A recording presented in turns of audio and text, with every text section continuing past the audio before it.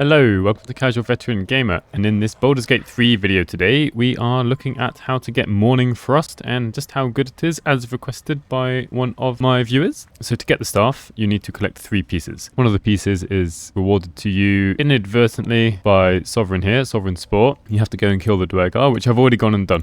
So we'll go and claim our reward. After coming down these fungi here, we can come into this little area. And on the dead drow wizard, on the pale corpse, you find icy metal. So I'm going to go and show you how to find the other 2 pieces of the staff, and then we'll have a look at the staff itself. One of the other pieces is held up here by Philroth Forgotten to take him out and his Huck Horrors, and then you'll only need 1 piece left. Down he goes, and then he has the icy crystal. And the final piece can be found near the spectator on a drow called Dawn. I am going to kill him for his piece of the staff. And so after a swift battle, Gale used the Sapphire Spark with a level 2 magic missile. Lozelle just smashed someone off the side up here. And we find the Icy Helve. You should have all 3 pieces in the inventory of 1 person, because you just need to right click and go to the combine option.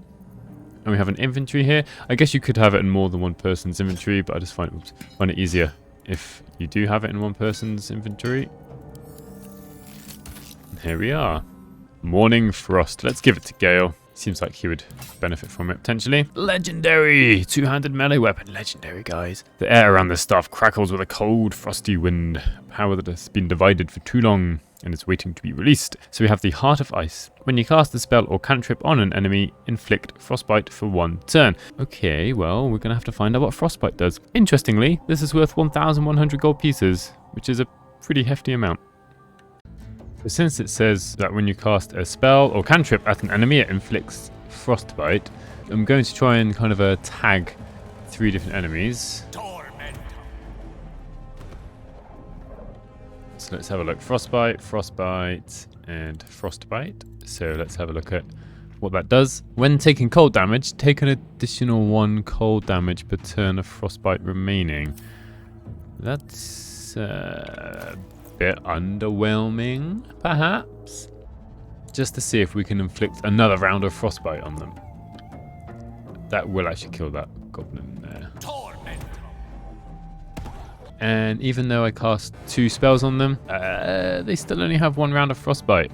And then, at this point, it's pointless against these goblins. When taking cold damage, take an additional 1 cold damage per turn of frostbite remaining. We don't have that many spells that deal cold damage currently. We have Rare Frost. Gale's got Chromatic Orb, which has the choice of cold damage. There might be some cold arrows. There's Amour of Agathys, which I don't have anybody. Oh, he does have it. I could maybe use this. But considering you have to... Let's let them have their turns. Considering you have to, first of all, hit an enemy to inflict frostbite, and then you need somebody else to deal cold damage to them just for an additional 1 cold damage, I'd rather have a +1 weapon on everyone. Or something that gives a +1 damage on spell attacks. Perhaps it's too powerful, I don't know. But this is really quite underwhelming. Unless we have more ways of actually inflicting cold damage on enemies, this is not really going to get much use. And this only lasts for 1 turn. See, they've already taken their turns, they've lost frostbite. Now, before I say any more bad things about this legendary item, I do want to say that this video has been made during patch 6, which is the first patch that this item's got released in. So perhaps in the future they change it and make it better, who knows. If they do, that would be great. I'd maybe be happy with it. I made Gale learn how to cast Amour of Agathys. I put it into a spellbook. Gale has managed to get frostbite on Fank. He has Amour of Agathys up, and he's going to run past and hopefully get hit by an opportunity attack. So frostbite was there. It did 5 damage, and that was it. Just want to double check frostbite. Yeah, so it doesn't work with Amour of Agathys. Brilliant. And just because I can, that leaves here Gale with the opportunity to use either Rare Frost or Chromatic Orb Cold. Let's try Chromatic Orb. Yeah, and I got an extra 1 damage there. So it seems to be only working with attack rolls that cause cold damage rather than just any cold damage. Anyway, so yeah, as for actually using this item, It is woeful. Unless you somehow manage to have your whole party focusing on the idea of dishing out cold damage, then this is pretty useless. Even then, not that great. 9 radiant damage on 5v6. Well done, Shadowheart. Because you have to hit them with cold damage to be able to do an extra 1 damage. And by the time it's their enemy's next turn, it's gone. Because it only lasts for 1 turn. And even if you have 3, maybe 4 attacks going in with cold damage, which it wouldn't even know how to do apart from having a party of sorcerers or wizards or something, it's just not that worth it. I'd rather have other weapons such as, I don't know, Staff of Arcane Blessing being way better. So yeah, sure, I can inflict frostbite, but then the rest of my party can do nothing with it.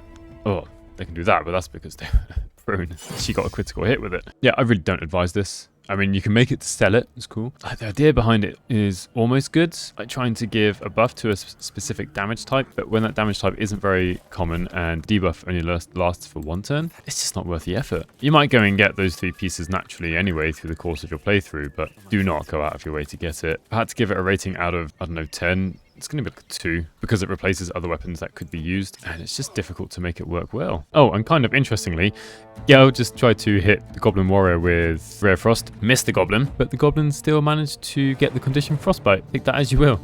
Let me know what you think of this legendary weapon. I am mourning its title. If you made it this far, please do consider subscribing. Thank you very much for watching, and later I was out of range. And hopefully I'll see you in the next one. Brilliant.